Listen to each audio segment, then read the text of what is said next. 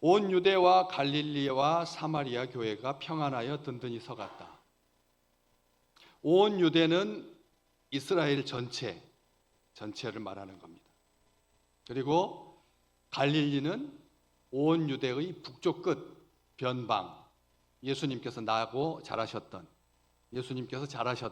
나사렛에서 나서 갈릴리 나사렛 지방에서 베들레헴에서 나서 갈릴리 나사렛에서 어린 시절을 보냈으니까 북쪽에 있는 변방 지역, 그리고 사마리아는 예루살렘 위쪽에 중간 지점에 사마리아 이 지역이 있죠.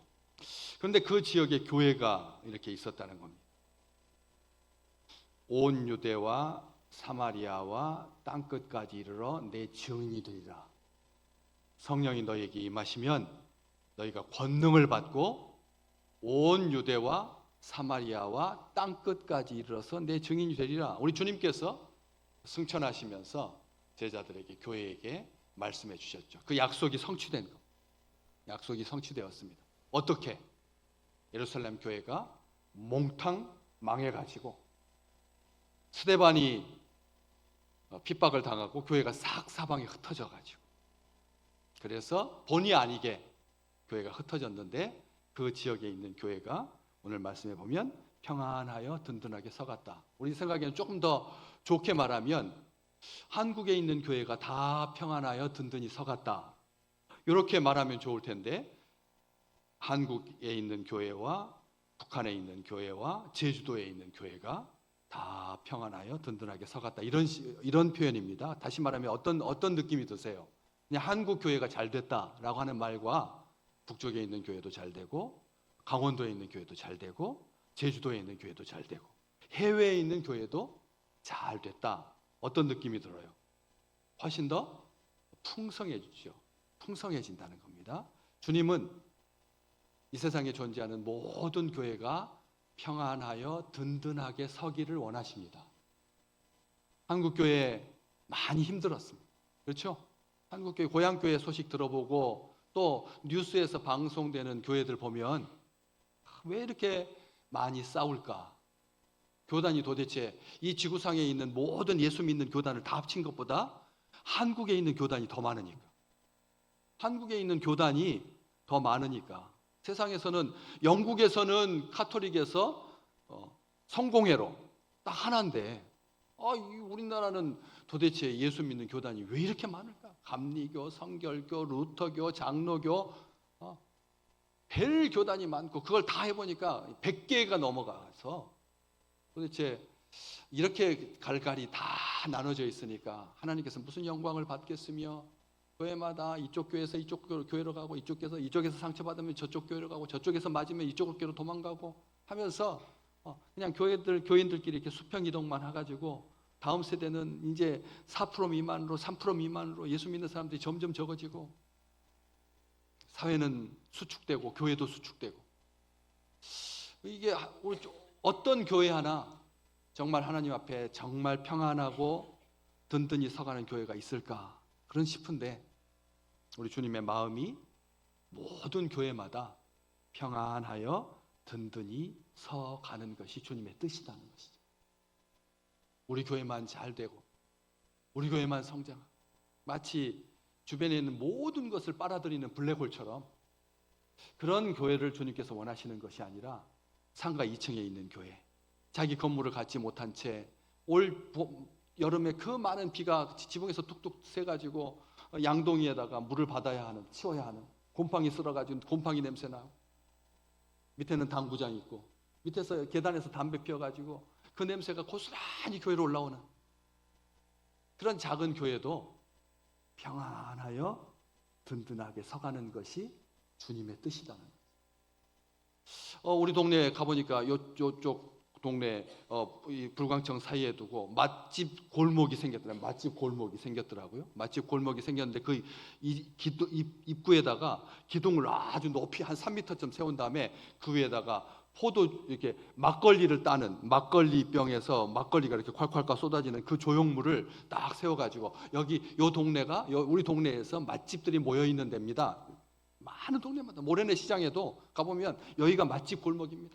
해가지고 뭐 떡볶이도 팔고 국수도 팔고 해가지고 흥황흥황하기를 원하는데 사람들이 없고 몰린다고 하는 데만 몰리고, 그래서 다 자영업자들은 망한 다음에 제일 그 중에서 잘하는 놈만, 제일 잘 나가는 제일 맛있는 맛집만 한 집만 딸랑 남고 나머지는 다 무너지고 다 어려운 것.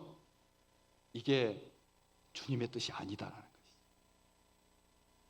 이 시대에 정말 강력한 교회가 어디냐? 정말 어떤 교회가 좋은 교회입니까? 어떤 교회가 능력 있는 교회입니까? 어떤 교회가 주님이 원하시는 교회입니까? 설교를 잘하는, 정말 목사님, 야 어디 혀를 내두들 만큼 말 잘하는 목사님, 저 그 교회는 목사님이 설교를 기가 막히게 잘하더라. 그래가지고 그냥 막 10,000명이 모여가지고 주일날 주차하느라고 그냥 온 동네를 다 주차장으로 사들여가지고 거기서 안수 집사님들이 그냥 다 호루라기 불고 그냥 면봉 만들어가지고 안내하고 그냥 막 물밀듯이 몰리는 그런 교회. 그런 교회를 원하십니까? 같은 예배 드리는데 화장실에서 옆 사람이 손 씻어도 누군지 모르는 교회. 같이 예배를 드리는데 얼굴도 낯이 안 익어. 하도 많으니까. 그만 방문객도 많고 그냥 온통. 그런 교회가 평안하여 든든히 서가는 교회냐는 거죠. 주님께서 함께 하시는 교회, 어떤 교회가 평안하여 든든하게 서가는, 평안하게 하여 든든하게 서가지 않는 교회, 개인도 평안하지 않고 든든하지 못해서, 우리 권사님들 요즘 막 화장실에서 나오시다가 넘어지고 그래가지고 골절사고 당하고, 개인도 평안하지 못해서 갈등하고 주의 전에 올라오는데도 기쁨이 없고, 그래서 늘 세상 생각나고, 집에도 가스레인지에다 뭘 올려놓고 오지 않았나, 그런 불안함을 떨칠 수가 없어가지고 밑으로 내려왔다가 18층까지 엘리베이터 타고 다시 올라가서 또 확인하고, 그래도 불안한, 그래서 마음의 평안이 하나도 없는, 든든한 것이 없는, 이렇게도 흔들리고 저렇게도 흔들리고, 이렇게도 넘어지고 저렇게 자빠지고, 그런 개인뿐만 아니라 가정도 마찬가지. 이 시대의 가정은 어떻습니까? 평안하십니까? 아멘. 아무도 안 하시잖아요. 정말 평안하신지. 우리나라의 가구 수의 40%가 홀로 사는, 40%가 부부도 안 살고 부모님하고도 안 살고, 40%가 나이 많아서 혼자, 나 상처하고 나서 혼자, 그리고 자녀들도 20살이 되기 전에 나가서 혼자, 40%가 혼자 사는, 혼자 쓸쓸하게 봅니다. 그러니 무슨 밥을 해 먹겠습니까?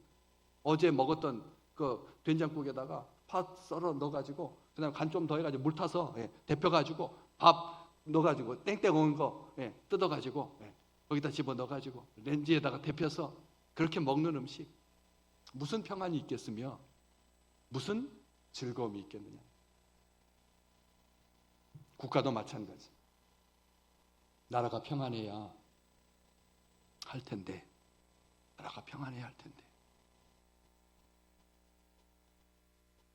동성애가 합법화되고, 차별금지법, 절대 차별해서는 안 된다. 이민자도 차별해서는 안 되고, 그 다음에 강간범도 차별해서는 안 되고, 학교 폭력자도 소수이니까 차별해서는 안 된다. 무조건 소수면 옳다. 그게 차별금지법이거든. 인권 유린을 하지 마라. 얘들 혼낸다고 빨가벗겨가지고 베란다에다가 1시간 동안 내놨다가는 큰일 난다. 다 잡혀간다. 나라가 지금 어느 쪽으로 가는지 방향을 잃고, 예수 믿는 사람들이 가만히 아무 소리도 못 내고, 예수 믿는 사람들 바보고, 예수 믿는 사람들 멍청이고, 지금도 이 시대도 예수 믿는단 말이냐. 가서 꾸벅꾸벅 좋을 거면 뭐 하려고 주일날 교회 가서, 니네들이나 잘해라. 이런 비난 들으면서 그렇게 살아가는, 그러니까 나라가 어느 하늘 산 꼭대기로 가는지 바다로 가는지 모르는 채 그냥 소수의 몇 사람이 그냥 끈질기게 물고 늘어져서 대법원을 상대로 14명만 내 편을 만들면 되고, 그래서 돈 쓰고 언론에 배포하고, 이런 나라가 평안해야 그 속에 살고 있는 국민들이 행복하고 든든하게 서가지요. 그런데 교회가 평안하여 든든하게 서가는 그 증거가 오늘 본문 말씀에 딱 나와 있습니다. 뭐가 평안하고 든든하게 서가는 거냐? 교회가 뭐가 평안? 주를 경외함과 성령의 위로로 진행하여 수가 더 많아지는 거. 교회가 평안하고 든든하다고 하는 증거가 하나님을 두려워하는, 주님을 경외한다라고 하는 말은 하나님이 살아계시니까, 지금 하나님께서 눈 똑똑하게 뜨고 우리를 보고 계시니까, 그래서 하나님 앞에 범죄치 아니하고, 만약 하나님이 살아계시다면 소돔과 고모라가 멸망한 것이 동성애 때문이라고 하는 것을 안다면 한 명이, 우리가 무슨 그 한 명이 무슨 대한민국 역사를 들었다 놨다 할 수 있겠느냐 하는데, 여러분 뚝이 무너질 때 어떻게 무너지죠? 손가락만한 작은, 거기서 쫄쫄쫄 흐르는 것이 나중에는 손가락 2개 넣어도 못 막게 되고, 주먹으로 막아도 안 되고, 그다음에 머리를 넣어도 막아도 안 되고, 결국은 터지고 마는 거예요. 주를 경외하지 않는, 평안하지 못한 증거란, 든든하게 세워지지 못한 증거가 주님을 안 두려워하는 거란. 우리 식구들 살아계신 주님을 두려워하시기를 주의 이름으로 축복합니다. 하나님은 살아계신 하나님이시고 7개의 눈을 가지고 모든 것을 살피시는데 어떻게 하나님을 속일 수 있다고 생각합니까? 아나니아와 삽비라 부부처럼 하나님, 사람들 앞에서는 자기 이름이 올라가고 싶어서 전 재산을 팔아가지고 사도들 발 앞에 뒀다가 너무 아까운데, 그럼 내 노후도 있고, 그런데 얼마쯤 숨기고 얼마쯤 감추고, 베드로가 이게 다냐? 답니다. 그 자리에서 그의 혼이 떠나갔던 것처럼, 이게 평안하여 든든하게 서간다라고 하는 것은 그냥 교회가 잘 됐다라는 말이 아니라는 거예요. 주님을 경외하고 성령의 위로로 진행하는 교회. 성령의 위로는 밑에 각주에 보면 성령께서 후원해 주셔서, 성령께서 지지해 주셔서. 이 세상에 누구의 지지를 받고 싶으십니까? 누구의 후원을 받고 싶으십니까? 누가 내 뒷배입니까? 나라입니까? 권력입니까? 재력입니까? 아니면 군부입니까? 언론입니까? 누가 우리의 든든한 후원자이십니까? 성령께서 위로해 주셔야 앞으로 나아갈 수 있다라고. 사탄이 뱀의 후손이 여자의 후손의 발 뒤꿈치를 상하게 해가지고, 그래서 교회가 무너져 있고 교회가 걷지 못하게 되고 진행하지 못하게 되고, 사탄이 뱀의 후손이 여자의 후손의 머리를 문다고요? 발 뒤꿈치를 걸어가는, 반드시 뒤꿈치가 건강해야 진행할 수가 있는데, 사탄이 그렇게 발 뒤꿈치를 물어서 교회로 하여금 못 걷게 하는, 평안하여 든든하게 서지 못하게 하는. 그럴 때 우리 주님께서 창세기 3장 15절 말씀, 여자의 후손이 뱀의 머리를 어떻게 할 거다? 상하게 할 것이라. 아멘. 이게 원복음입니다. 이게 창세기 때부터 하나님께서 이렇게 교회를 향해서, 성도를 향해서 약속해 주셨어요. 원수가 너희를 흔들지 못한다. 그것을 보여주는 귀한 단서가 어디에 있느냐면, 오늘 본문 31절 보시죠. 다시 9장 31절 시작 어떻게 하죠? 한마디만.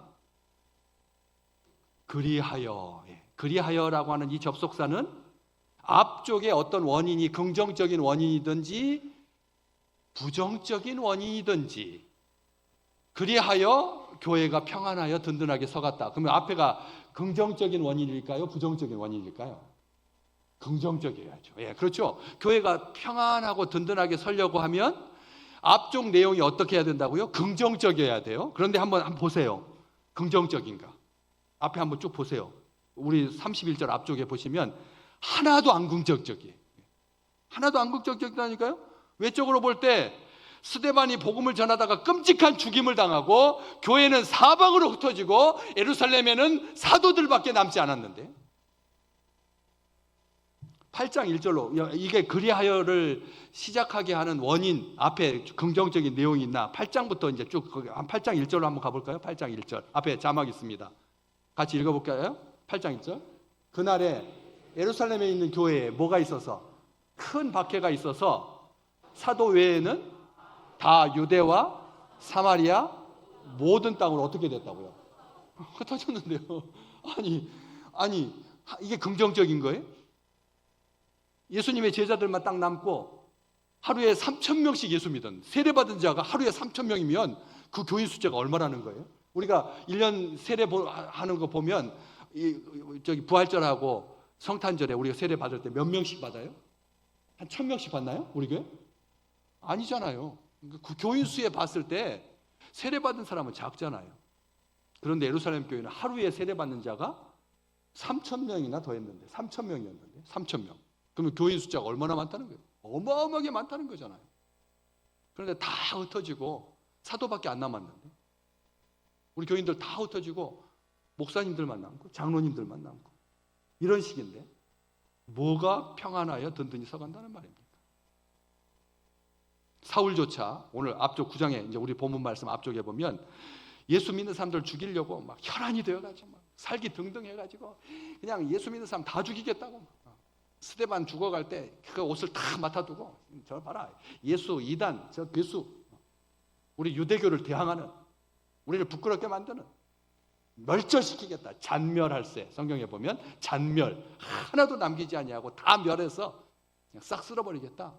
그런 살기 등등한 이 청년, 예수님하고 나이 차이가 조금 적은 그런 청년이 다메섹까지 예루살렘에서 그것도 분이 안 차가지고 그래가지고 이 240km 떨어져 있는 다메섹까지 올라가가지고 지금 이스라엘 바로 위에 있는 레바논 그 옆에 시리아 레바논 지나가지고 이 시리아의 수도 다메섹 240km 떨어져 있습니다. 거기 가가지고 예수 믿는 남녀를 결박하여서 예루살렘으로 끌고 와가지고 다 감옥에 쳐놓고 그러려고 대제사장의 공문을 받아가지고 가던 그 사울이 하늘에서 큰 빛이 호련히 빛 가운데서 임하셔서 사울아 네가 왜 나를 박해하느냐? 나는 네가 박해하는 예수다.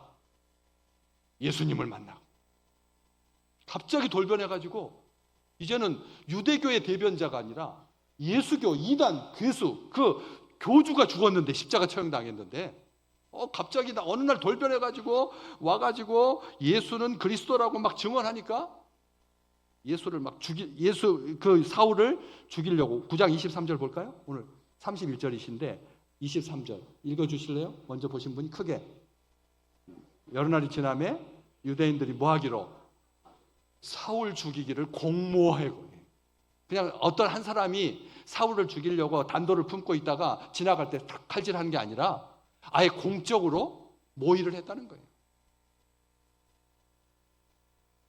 24절 바로 밑에 절 그 계교가 사울에게 알려지니라 그들이 그를 죽이려고 어떻게 했다고요? 밤낮으로 성문까지 지키거늘 밤낮으로 출입할 수 못하게 아예 그렇게 성문까지 지켰다. 29절 그 사람들이 죽이려고 힘썼다.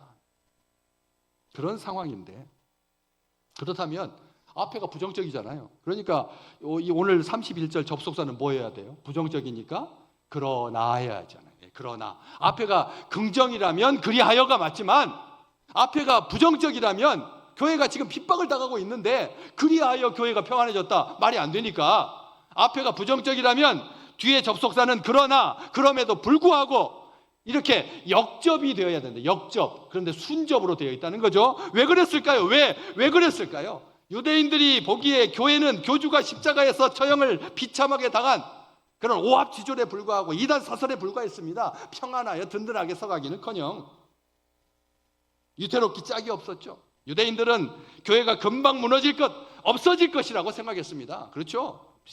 10년 갈 것도 아니다. 아직 시작도 교회가 못했는데 한때 보기에는 그냥 막 유다와 드다가 움직이니까 400명씩 막 따라다니더니 애굽으로 이집트로 도망가 하나도 남지 추종자가 하나도 없어진 것처럼 예수 믿는 사람들 하루에 3,000명씩 세례받고 그 모임에 그냥 가입해가지고 막 흥분하고 들떠가지고 막 술 취한 듯이 방언을 하고 꼴 좋다 하나도 남지 아니에요. 금방 망할 줄 알았습니다. 그 뒤에 따라온 로마 제국 유대교들을 본받아서 똑같이 교회에 대했습니다. 무고한 그리스도인들에게 죄를 뒤집어 씌워서 학살하고 혹독한 박해를 가했죠. 예수 믿는 사람들은 남녀노소를 가리지 아니하고 처참한 고문을 당했습니다. 피에 굶주린 맹수의 밥이 되게 만들고 화형을 당하게 만들고 사지가 찢기 끔찍하고 야만적인 죽음을 교회는 당해왔습니다. 그게 교회의 역사입니다. 교회의 역사. 한국 교회 너무 편합니다. 아무도 예수 믿는다고 뭐라고 하지 않아요. 옛날에는 그래도 집에서 종교가 2개였어야 되겠느냐 해가지고 머리끄럽게 잡히고 막 성경책 찢기고 그러면서도 교회 다녔는데 요즘은 편안하죠. 종교는 자유다. 큰아들은 가톨릭, 둘째는 불교, 셋째는 남편과 아내도 달라도 되고. 그러니까 주일날 와가지고 조는 거죠. 조는 거야. 아무도 방해하지 않는다. 아무도 방해하지. 눈 뜨십시오. 말씀을 들어야 합니다.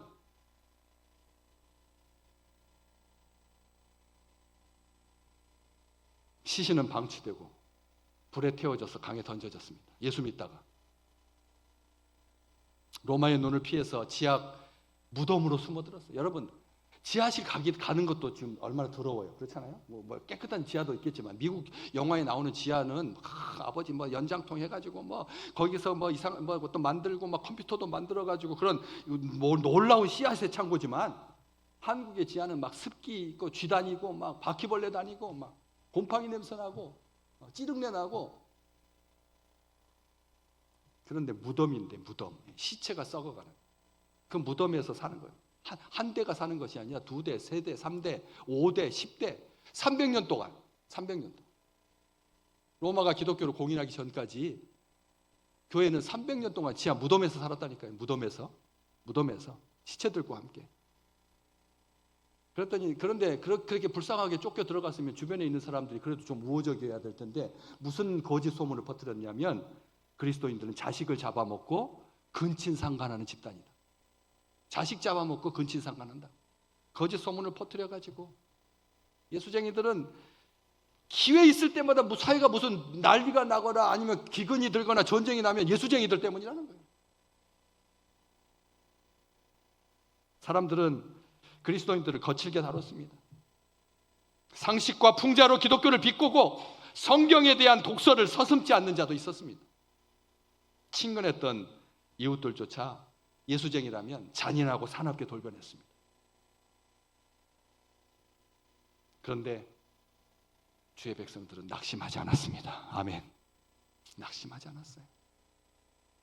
영원한 천국을 향해 생명의 면류관을 향해 달려갑니다. 히브리서 11장 35절 심한 고문을 받되 구차히 풀려나기를 원하지 않았다. 37절 돌로 치는 것과 톱으로 켜는 것과 시험과 칼에 죽는 것을 당하고 양과 염소의 가죽을 입고 유리하여 궁핍과 환난과 학대를 받았지만 믿음을 잃지 않았습니다. 소망을 잃지 않았습니다. 평안하여 든든히 서가는 주의 백성들이 되었다는 거죠. 그래서 세상 사람들이 예수 믿는 사람들을 감당하지 못한 겁니다. 세상 사람들이 어떻게 죽이는데도 죽이려고 달라드는데도 소망을 잃지 아니야. 절망에 빠지지 않으니 어떻게 하겠습니까? 그래서 주님께서 믿음의 식구들에게 평안을 주사 하늘에 하나님이 주시는 평안, 주님께서 주시는 평안, 세상이 알지 못하는 평안. 누구라도 어떤 모임이라도 평안하여 든든히 서지 못하면 위기 앞에 흔들리고 위축될 수밖에 없습니다. 지금 한국에 불어닥치는 위기는 우리가 거룩한 방파제로 10월 마지막 주일날 종교개혁 주일날 오후 예배 안 드리고 2시에 광화문, 시청, 남대문 다 하얀색 입고 순결한 주의 백성들이 머리 모자 쓰고 그다음에 태극기 흔들지 말고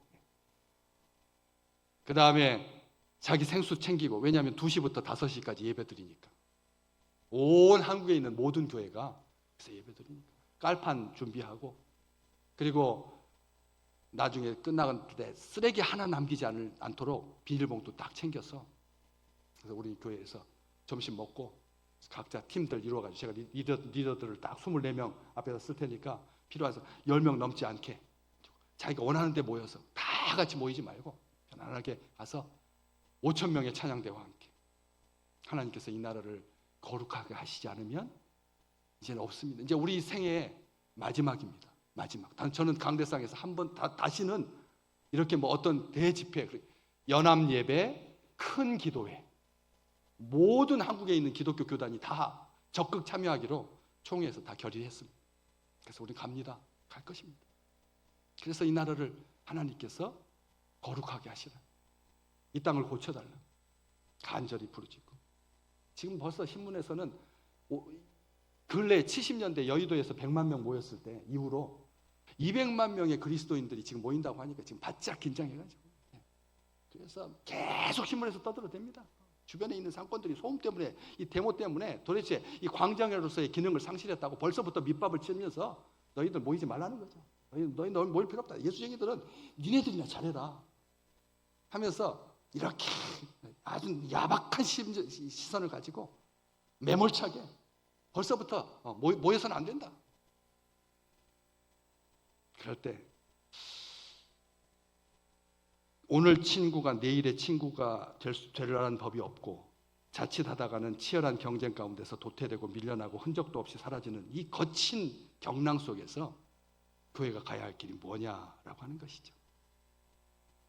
교회를 평안하여 든든하게 서가게 하시는 분은 우리 주님이십니다.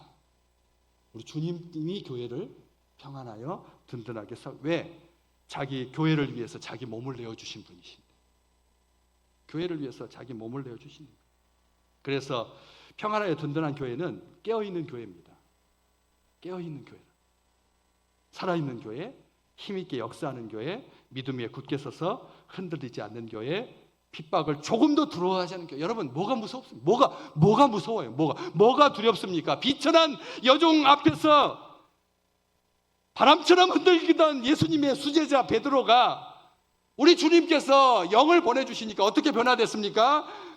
성령이 충만하여서 백성의 관리들과 장로들에게 말했습니다. 사도행전 4장 12절 말씀, 다른 이로서는 구원을 받을 수가 없다. 천하 사람 중에 구원을 받을 만한 다른 이름을 우리에게 주신 적이 없다.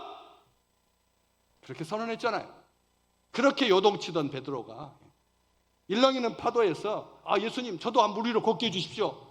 가다가 물이 그냥 막 출렁출렁 거리니까 두려워가지고 빠져들던, 흔들리던, 침몰하던 그가 도무지 예수님의 이름으로 말하지도 말고 가르치지도 말라 했더니 베드로와 요한이 대답했습니다. 사도행전 4장 19절에서 20절, 우리 큰 소리로 같이 읽을까요? 하나님 앞에서 너희 말 듣는 것이 하나님 말씀을 듣는 것보다 옳은지 판단하라. 우리는 우리가 보고 들은 것을 말하지 아니할 수 없다. 이게 평안하여 든든히 서가는 교회죠.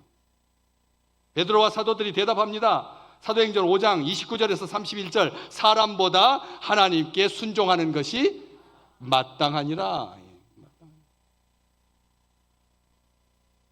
그런 흩어진 주의 백성들이 평안하여 든든하게 서갔다는 거죠. 평안하여 든든히 서가는 교회는 살아있는 교회, 평안하여 든든한 교회는 담대한 교회, 평안하여 든든히 서가는 교회는 하나님의 말씀이 바르게 선포되는 교회. 젊은 목사님이 시골의 작은 교회에 부임했습니다. 목사님이 가보니까 너무나 작은 사람들. 그래서 내가 이 교회를 불같이 일으키리라 해가지고 첫 주부터 설교를 아주 세게 했습니다. 술 취하지 마라. 이는 방탕한 것이니. 그리고 자기가 준비한 설교를 그냥 막 원고지도 보지 아니하고 막 그렇게 선포했습니다. 근데 아무도 아멘을 안 하시는 거예요. 그리고 예배가 끝났는데 어떤 한 분이 오시더니, 목사님, 우리 교회는 술 장사가 3분의 1입니다.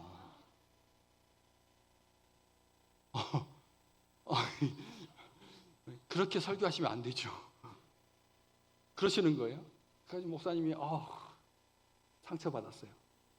다음 주일날 설교를 하시는데, 그래도 내가 아무리 그렇더라도 술 장사가 3분의 1이라도 야심차게 또 말씀을 준비해서 선포했습니다.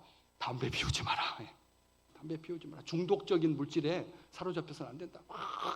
담배 피우지 말라고. 성경에도 담배 피우라는 말은 없지만 담배 피우지 말라고. 나를 건강, 하나님의 거룩한 성전을 담배 연기로 채웠어야 되겠느냐. 이렇게 막 설교를 했어요. 아무도 아멘 안 하시는 거예요. 또 어저께 그분이 오시더니 말씀하시는 거예요. 목사님, 우리 교회 담배 농사 짓는 분이 또 3분의 1입니다. 술 장사가 3분의 1, 담배 농사 짓는 분이 3분의 1. 그런데 그렇게 설교하시면 안 되죠. 또 목사님이 죄송합니다. 상처를 받았어요. 다음 주 이제는 3분의 1에 들어가지 않을, 아무도 이거하고는 상관이 없을 밀수를 하지 마라. 예, 이제는 이제 술 취하지 마라, 담배를 피우지 마라는 것은 걸리겠지만 밀수하지 말라면은 괜찮을 것 같아가지고 막 말씀을 전했어요. 그래도 아무도 아멘을 안 하시는 거예요. 그리고 다음 주에 와가지고 그렇게 말했던 그분이 사라졌어요. 예. 그분은 뭐 하시는 분이었어요? 밀수하시던 분이었던 거죠. 교회는 목회자가 마음대로 설교할 수가 없습니다. 그런데 교인들한테 얼마나 귀가 커졌는지 오늘 설교하면 또 가서 인터넷에서 다 뒤져봐요. 우리 목사님이 예화를 쓰셨는데 이게 바른 예화냐 다 뒤져보고요. 얼마나 설교의 박사들인데 교인들이 원하는 대로 설교해 주십시오. 그래서 천국 설교, 그다음 30배, 60배, 100배 설교, 오병이어의 설교, 무리를 걷는 설교, 중풍병자가 낫는 설교, 지붕을 뜯어서 내렸더니 일어나 네 자리를 들고 걸어가라 하는 설교는 좋아하지만 지옥이 있다는 설교는 하지 마세요. 그렇지 않아도 지옥 같은 세상에서 힘들게 살아왔는데 일주일에 한 번 말씀 들으려고 왔는데 교회에서까지 지옥 설교를 듣다니요.